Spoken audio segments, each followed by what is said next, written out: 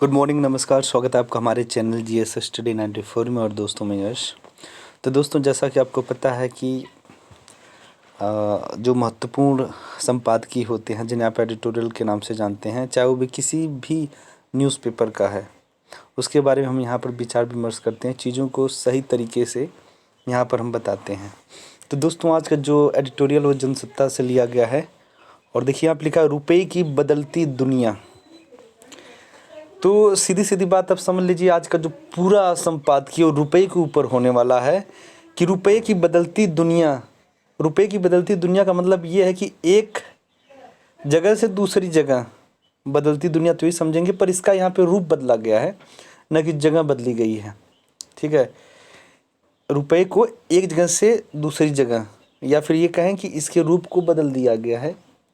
ठीक, आप देखते होंगे कि आज से नहीं ये बदलता चला आ रहा है। अब बहुत पहले इंडस वैली जब पढ़े होंगे, सिंधु सभ्यता, उस समय जो है कि रुपए का प्रचलन कैसे था, फिर धीरे धीरे किस प्रकार के सिक्के आए, फिर किस प्रकार के प्रचलन में गए, फिर धीरे धीरे धीरे धीरे धीरे कैसे, ठीक है, सोने के सिक्के चले, तांबे के चले, चांदी के चले, सबका अपनी अपनी जगह अलग अलग उपयोगिता था। ठीक है, इम्पोर्टेंस था। उसके बाद धीरे धीरे नोटों के पैसे चले। ठीक है, और उसके बाद जो इस समय चल रहा है जिसे हम आभासी मुद्रा के नाम से जानते हैं, जैसे आपने सुना होगा क्रिप्टो करेंसी के बारे में, तो उसके बारे में भी यहाँ पर जिक्र होगा। और आखिर क्या कारण है कि अब रुपए के स्वरूप को बदलने की आवश्यकता आ गई है, क्योंकि बहुत ज़्यादा जो है इसके संरक्षण को लेकर, ठीक है, इसके कालाबाजारी को लेकर, इसके उत्पादन को लेकर जो समस्याएं सरकार के सामने एक चुनौती का काम कर रही हैं, इस वजह से दोस्तों इसके स्वरूप को बदलने की आवश्यकता आ गई। तो चलते हैं आगे। यहाँ पे देखिए लिखा है, डिजिटल क्रांति रुपए पैसे की दुनिया का चेहरा कैसे बदल रही है। इसकी एक मिसाल भारत में देखने को मिलती है। तो सबसे पहले बता दें, डिजिटल क्रांति का मतलब ये होता है कि जैसे आप फ़ोन पे, गूगल पे, पेटीएम एक्सेट्रा एक्सेट्रा, जो आप डिजिटल लेन देन करते हैं, कोई क्यूआर कोड से करता है। आप अपने मित्रों से बात कर रहे हैं, किसी को आवश्यकता हुई, तुरंत फ़ोन पे स्टार्ट किया, हाँ भैया आप भी यहाँ फ़ोन पे चलाते हैं, हाँ चलाते हैं, तुरंत 2 मिनट लगता है, आपने पैसे भेज दिया। तो ये डिजिटल क्रांति है। ठीक है, यही है। नहीं तो एक समय था, पैसा देने के लिए लोगों को एक लंबा दूरी तय करना पड़ता था, डाकिए का मदद लेना पड़ता था, या बंदा स्वयं, यदि किसी को इलाहाबाद में पैसा पहुंचाना तो बंदा स्वयं बेचारा जाता था इलाहाबाद, क्योंकि एक समय ऐसा भी था सबके पास बैंक अकाउंट नहीं थे। वर्ष 2016 में जब नोटबंदी की गई थी, तब अनुमान लगाया गया था कि जल्द ही लोग डिजिटल भुगतान वाले विकल्पों की ओर बढ़ेंगे। आपको बता दें, जब 2016 में नोटबंदी की गई, आपने देखा होगा कि मानो पूरे देश में भूचाल आ गया हो।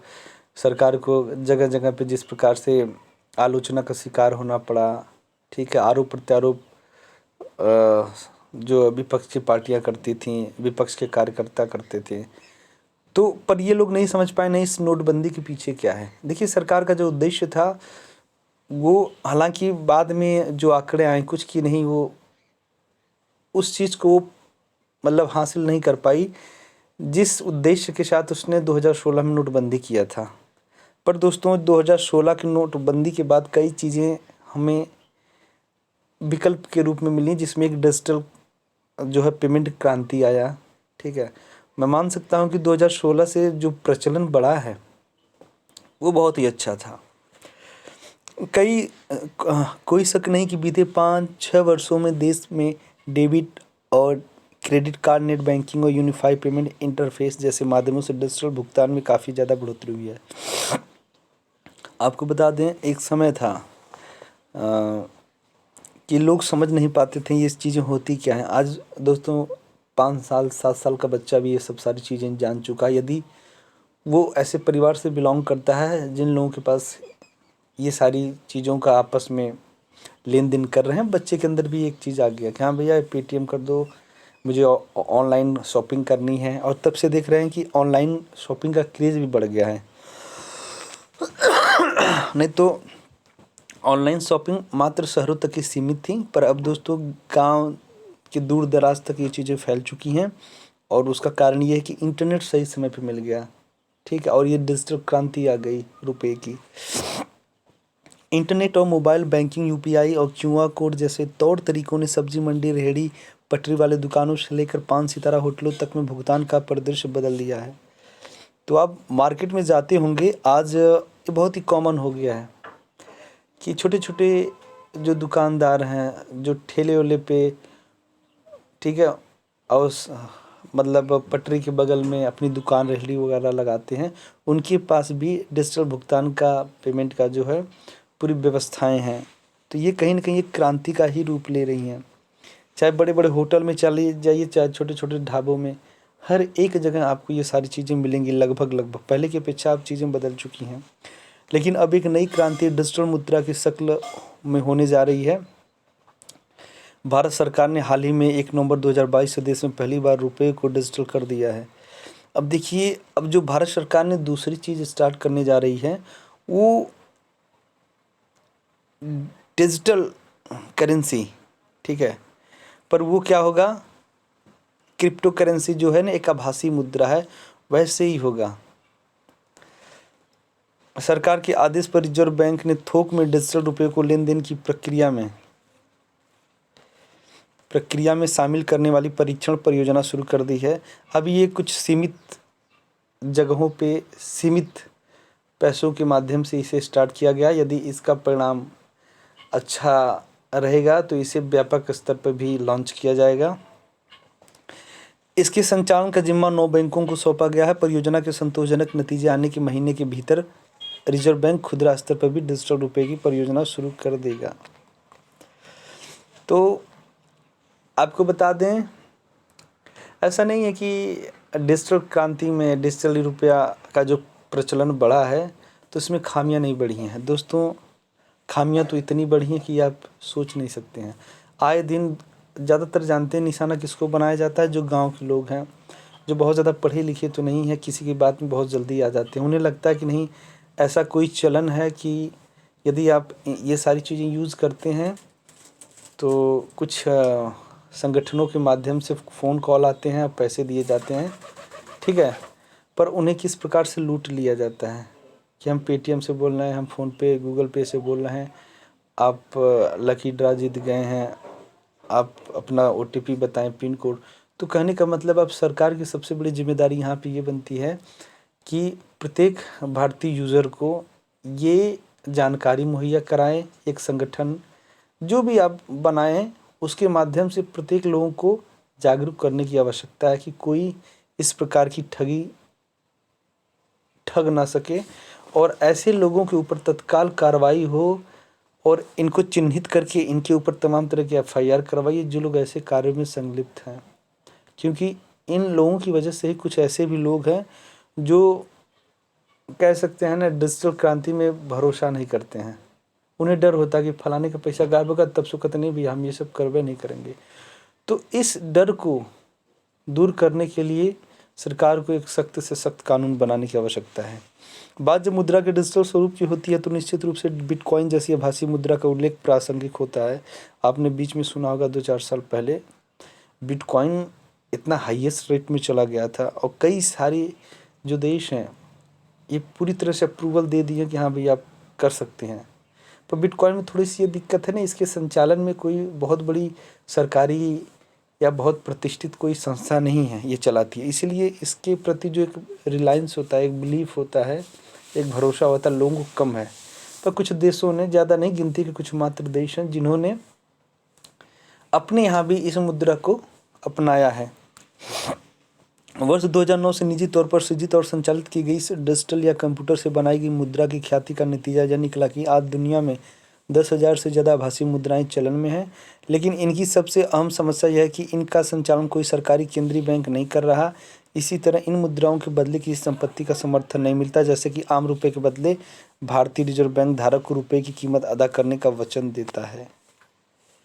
ठीक है, क्योंकि आभासी मुद्राओं से किसी संस्था या केंद्रीय बैंक की द्वैता नहीं जुड़ी है, इसलिए एकाध देशों को छोड़कर उन्हें दुनिया में कहीं भी कानूनी मान्यता हासिल नहीं है।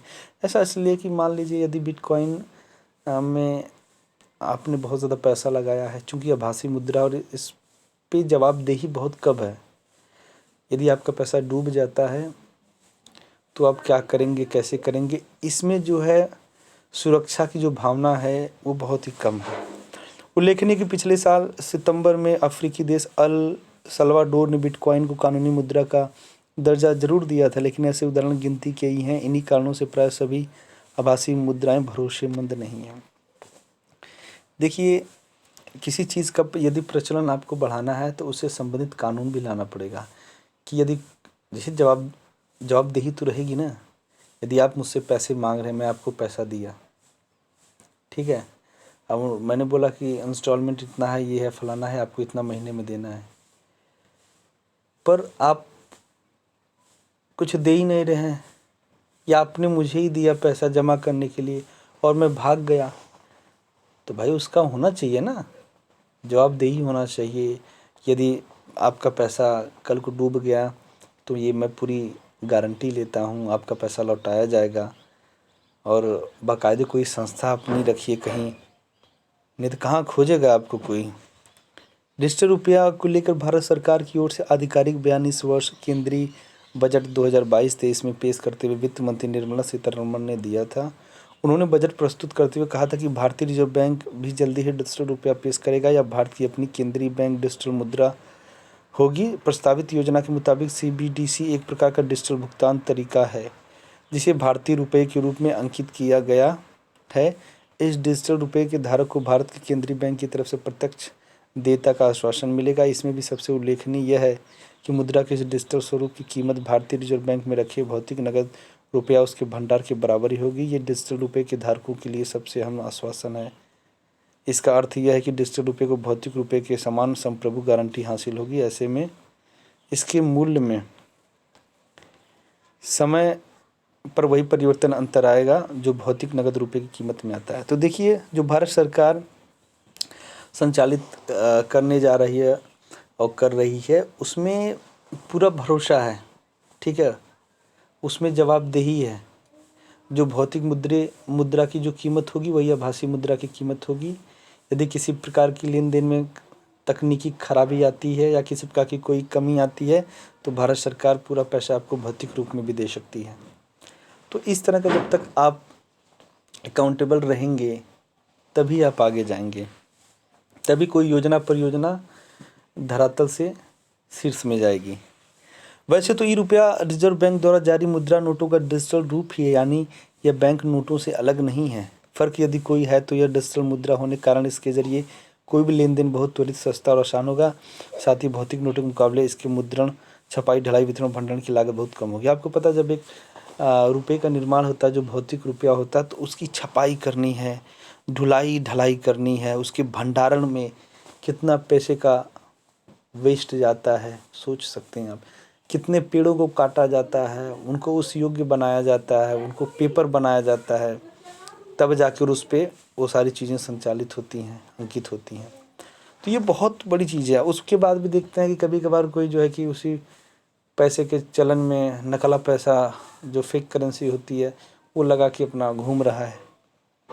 तो इन सारी चीज़ों में बहुत ही कमी आएंगी।